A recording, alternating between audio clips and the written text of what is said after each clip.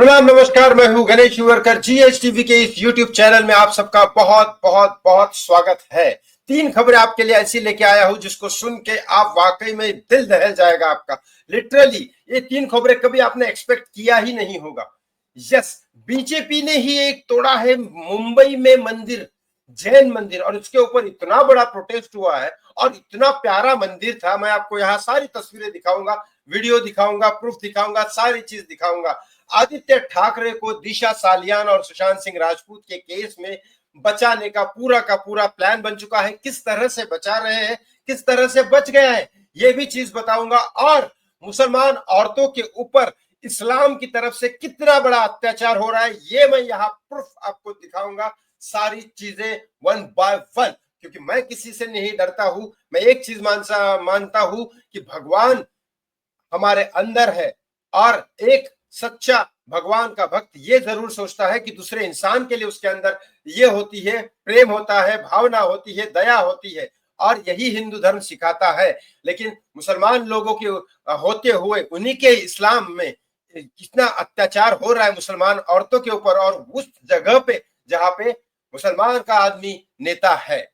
मतलब इस्लाम क्या औरतों के ऊपर अत्याचार करने के लिए बना है? पूरा का पूरा इस बनाऊंगा इस वीडियो में। बस एक रिक्वेस्ट करता हूं, हाथ जोड़ के प्लीज इस चैनल को सब्सक्राइब कर लीजिए, इस वीडियो को लाइक और शेयर करना ना भूले। देखो, मुस्लिम लोग अत्याचार बहुत पहले से कर रहे हैं, मुस्लिम औरतों के ऊपर ही बहुत पहले से अत्याचार कर रहे हैं। एक उन्होंने रस्म रखी थी मेहर, कि लड़की से शादी होती है तो लड़की के नाम पे एक मेहर दिया जाता है, ताकि वो पैसे उसकी सिक्योरिटी के लिए रखे, ताकि पति उसको छोड़ दे या फिर दूसरी शादी करे, क्योंकि 4 शादियां तो इसमें अलाउड है इस्लाम में।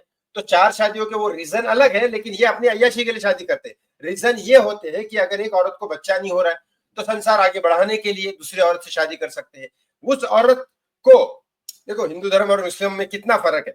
वो औरत अगर बीमार है, वो औरत मर्द को सुख नहीं दे सकती है, तो मर्द दूसरी शादी कर सकता है। किसके लिए? फिजिकल सेक्स के लिए। लेकिन हिंदू धर्म में यह है कि औरत पत्नी आपकी जीवन संगिनी है, जीवन साथी है। वो जैसे भी है आपके साथ उसको रहेगा, आप उसके साथ रहे। जैसे सीता ने राम को वनवास हुआ तो सीता उसके साथ चली गई। ऐसे कई सारे उदाहरण है देवताओं के भी, इंसानों की भी, कि पत्नी बीमार है तो उसके साथ साथ दिया। लेकिन यहाँ इस्लाम में ऐसा नहीं है।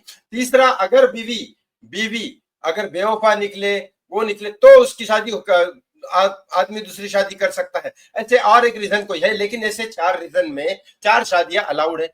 लेकिन वो औरत को मेहर देना भी अलाउड है, ताकि उसको कम से कम उसकी जिंदगी सिक्योर रहे। लेकिन इस्लाम मुसलमानों में, मुसलमान आदमियों की बात कर रहा हूं, वहां कोई ये नहीं है। एक हैदराबाद में एक कांड हुआ। कम से कम 50 साल की एक औरत थी, गरीब थी, बेवा थी बेचारी, उसकी मतलब विधवा हो गई थी वो। तो उसके साथ 80 साल के एक आदमी ने शादी की।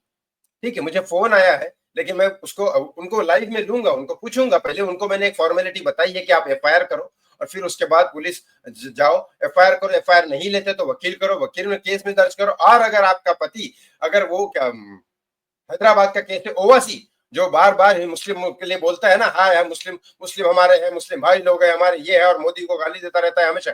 उसकी औकात दिखाता हूं मैं अभी, वो कितना मुसलमानों लोगों का है। मुसलमान औरतों के ऊपर हैदराबाद में कितना अत्याचार हो रहा है, इसकी औकात नहीं है मुसलमानों को हेल्प करने की। ये आदमी मुसलमान नहीं है, मैं तो बोलता हूँ ओवैसी। चलो, पहले वो औरत के ऊपर उनको बोला कि आपको ये देना है, उसको पैसे दिया ही नहीं, सिर्फ बोला गया मौलाना के सामने, और मौलाना सामने गवाह होता है कि उसको पहले उसका वो दिया जाए, हक मेहर जो होता है वो दिया जाए। वो मौलाना के सामने दिया ही नहीं, मौलाना ने मुंह उठा के बोल दिया, बात खत्म हो गई। वो औरत अकेली पड़ गई है, 80 साल का बुढ़ा उस औरत के साथ कुछ दिन मजे किए। उसके 3 बीवियां ऑलरेडी थे, उसको अलग अलग जगह उसके बच्चे हैं, अमेरिका, कनाडा, दुबई उबई, सब अलग अलग सीख रहे। ये 80 साल का बुढ़ा अब उसको डिवोर्स देके दूसरी शादी कर रहा है। मतलब बताओ, ये आदमी 50 साल की औरत को मेहर देने के नाते में कुछ दिया नहीं, अब उसको अकेले छोड़ के चला गया। उसके बच्चे तो दूसरे देश में पढ़ रहे। अब ये औरत बेचारी एफआईआर कर रही, पुलिस वाले एफआईआर नहीं ले रहे क्योंकि इसने पैसे खिलाए। अब वहां पे पुलिस भी मुसलमान, वहां हैदराबाद में मैक्सिमम मुसलमान है। अब उसके बाद वहां जाने के बाद ये ओवैसी के पास गई, ओवैसी उसको घर के अंदर आने नहीं दे रहा है। अब ये आदमी जाए तो, एक मुसलमान औरत जाए तो जाए कहाँ? एक तो एक औरत, कोई भी जीवन में, कोई भी औरत हो, हिंदू हो, मुसलमान हो, कोई भी हो, वो कभी दूसरी औरत बर्दाश्त नहीं कर सकती, सौतन बर्दाश्त नहीं कर सकती। यहाँ तो लिखा हुआ है कि 4 शादियां करो। मतलब सोचो औरत के ऊपर कितना अत्याचार होता है।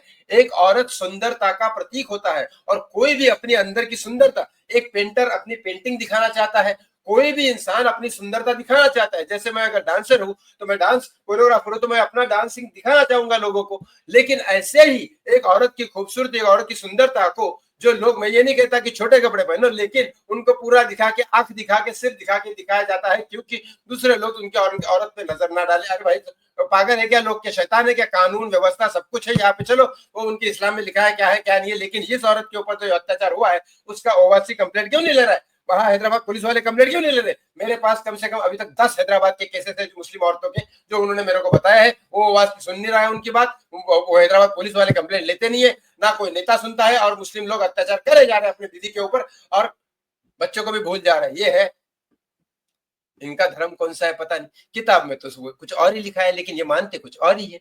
अब बताओ, धर्म गलत नहीं है, सारे ये गलत लोग मानते गलत है अपने फायदे के लिए। चलो दूसरी बात करता हूं, यहाँ पे एक बीजेपी वालों ने, देखो मैं किसी भी पार्टी से नहीं हूं, आपने समझ गए होंगे। एक बार मैंने यहाँ ओवासी को गालियां दी, अभी मैं बीजेपी वालों को भी बोल रहा हूँ, क्योंकि मैं इंसानियत को मानता हूँ, इंसान को मानता हूँ। देखो एक बहुत ही प्यारा मंदिर है मुंबई में, विले पार्ले में, एक बहुत प्यारा मंदिर है। एक्चुअली मैं ना वहां पे जैन लोगों को संगीत में शादियों की लिए सिखाने जाता था, तो वहां पे कभी मैं जल्दी पहुंच जाता था, मैं बहुत दूर रहता था, कभी जल्दी पहुंच जाता तो मैं जैन मंदिर में चला जाता था। तो महावीर जैन जो है, उनको बहुत संकल्पवान थे वो, उन्होंने आत्मज्ञान प्राप्त किया। मैं उनके वहां कभी बैठता था शांति से, रजनी शोषो को मैं मानता हूँ, तो उनके बारे में बहुत कुछ सुना है मैंने, तो वहां मैं आराम से पढ़ता था, बड़ी शांति होती थी। इतना प्यारा मंदिर है, लिटरली मैं बताऊं आपको, बाहर से देखो कितना प्यारा सुन रहा है, विले पार्ले ईस्ट मुंबई में है ये, और इतना प्यारा मंदिर और इतनी खूबसूरत मूर्ति है ये मंदिर बीजेपी के लोगों ने तोड़ दिया। अब आप बोले बीजेपी के लोगों ने क्यों तोड़ा, क्या हुआ ये मसला आपको, लेकिन सुनो, देखो प्रोटेस्ट देखो यहाँ पे जैन लोगों का। अब प्रोटेस्ट देखो, वहां पे कितने लोग खड़े हो गए रास्ते पे और फुल धाम प्रोटेस्ट कर रहे हैं, और इसके ऊपर राजनीति दबा के चल रही है। आदित्य ठाकरे गालियां दे रहा है बीजेपी को, लेकिन एक और चीज है, ये हुआ कैसा पूरा मैटर मैं आपको बता देता हूँ। एक्चुअली 90 साल से ये मंदिर है, और 90 साल तक इसको लीज पे दिया गया था जैन लोगों को। वहां पे एक होटल है मारवाड़ी आदमी का, राधा कृष्ण होटल। वो राधा कृष्ण होटल वाले ने, मैं वहां पे खाना भी खा चुका हूँ, अच्छा खाना, तो वहां राधा कृष्ण होटल वाले ने कंप्लेंट दे दिया कि ये जैन मंदिर को तोड़ो। अब वो जैन मंदिर को राधा कृष्ण होटल से कोई मतलब नहीं है, ना राधा कृष्ण होटल की जमीन उसने खाई है मंदिर ने, ना उसको कोई फर्क पड़ता है। उल्टा वो जैन मंदिर में आने जाने वाले राधा कृष्ण होटल में खाना खाएंगे, क्योंकि वहां जैन फूड भी बनता है, मतलब बिना कांदा बिना लहसुन वाला, तो वो भी बनता है, तो उसको तो फायदा हो रहा है। फिर भी पता नहीं उसको क्या दुश्मनी थी जैन लोगों से, उसने वो कंप्लेंट डाल दी। अब कंप्लेंट बीएमसी वाले ले नहीं सकते, कोर्ट ले नहीं सकता, क्योंकि 99 साल की लीज थी। तो 15 अप्रैल को वो लीज हो गई खत्म। 16 अप्रैल को जैन लोग जाने वाले थे कि चलो कोर्ट में जाके लीज को वापस बढ़ा दिया जाए। लीज को बढ़ाने के पहले ही 15 अप्रैल को दोपहर को 2 बजे लीज खत्म होती है। 3 बजे ये आदमी आगे बुलडोजर लेके बीएमसी वाले, और धड़ाधड़ बीजेपी के नेता का वहां पे साइन था, और धड़ाधड़ पूरा मंदिर तोड़ दिया। अबे इतना क्या जल्दी है, मंदिर तोड़ रहे हो, इतना क्या? लीज खत्म हो गई तो डायरेक्ट लीज खत्म होने के बाद नोटिस जाता है, नोटिस के बाद 1 महीने का नोटिस होता है, कम से कम 15 दिन का नोटिस होता है। 15 दिन के बाद अगर आप लीज वापस नहीं कराते तो तोड़ा जाता है, ये बोलता है लॉ। लेकिन लॉ को तोड़ के बीजेपी वालों ने वो तोड़ दिया। लेकिन यहाँ पे अपने इसको संभालने के लिए हो, या वो बीजेपी वाला जो तोड़ने वाला है वो गलत हो सकता है, तो बीजेपी के कुछ मंत्री भी इस मंदिर के प्रोटेस्ट में शामिल हो गए। अब बीजेपी के खिलाफ है या ये सिर्फ राजनीति चल रही है पता नहीं, लेकिन यहाँ पे हर एक आदमी अपनी अपनी भाषा बोल रहा है। राज ठाकरे ने उद्धव ठाकरे का साथ दिया, आदित्य ठाकरे बोल रहा है ये तो मुगलों का सरकार चला रहे हैं, ये खुद ही मंदिर तोड़ रहे हैं, ये क्या हिंदुओं को सपोर्ट करेंगे। आदित्य ठाकरे इसके ऊपर बराबर अपनी रोटी सेक रहे हैं। राज ठाकरे, उद्धव ठाकरे, शरद पवार, ये सब एक के बाद एक करके इनके ऊपर रोटी सेकते जा रहे हैं, और बराबर इनके ऊपर बीजेपी को निशाना कर रहे हैं। लास्ट बात, लेकिन इसका रिजल्ट क्या निकलेगा पता नहीं। अब जैन मंदिर तो बेचारा इतना प्यारा मंदिर था, लिटरली मैं बताऊं, मस्त सुकून आता था, मेरे को शांति लगती थी वहां पे। वाकई में महावीर जैन के दर्शन करने के बाद इतना, पूरी व्हाइट वाली मूर्ति थी, एकदम चमकदार चमकती थी, बहुत शांति लगती थी मेरे को। जय जिनेंद्र बोलते थे हम वहां पे आके, मस्त मजा आता था मेरे को। लेकिन चलो अब तीसरी बात करता हूँ, दिशा सालियान सुशांत सिंह राजपूत के केस में आदित्य ठाकरे का नाम नारायण राणे ने शुरुआत में लिया था। अब नीलेश ओझा जी, राशिद पठान खान साहब और दिशा सालियान के खुद पिता भी बोल रहे हैं और सुशांत सिंह राजपूत के पिता ने भी बोले कि आदित्य ठाकरे का नार्को टेस्ट करो। इतना सब होने के बाद भी अब बचा कौन रहा है? पूरी की पूरी प्लानिंग है। राज ठाकरे जो बीजेपी को सपोर्ट करते थे वो सीधा सीधा उद्धव ठाकरे की सरकार में घुस गए, उद्धव ठाकरे को सपोर्ट करने लग गए। उद्धव ठाकरे, क्योंकि एंड ऑफ द डे खून तो खून है, वहां चले गए और सारे लोगों को ऊपर निशाना करके एक बार एकनाथ शिंदे को उद्धव ठाकरे, राज ठाकरे मिलते हैं, फिर देवेंद्र फडणवीस को मिलते हैं, बाकी सरकारों को मिलते हैं, आदित्य ठाकरे एक बार मोदी जी को जाके मिलते हैं, फिर तीनों मोरिया मोदी जी को जाके मिलता है, सूरज पंचोली की लिस्ट लगी पड़ी है मोदी के सामने। ये तीनों अभी इसको जोश आया के मिलने का। और जब दिशा सालियान का केस कोर्ट में जाने वाला था तभी इनको सुशांत सिंह राजपूत की क्लोजर रिपोर्ट देनी थी सीबीआई को। सीबीआई 4.5 साल से क्या सो रही थी क्या?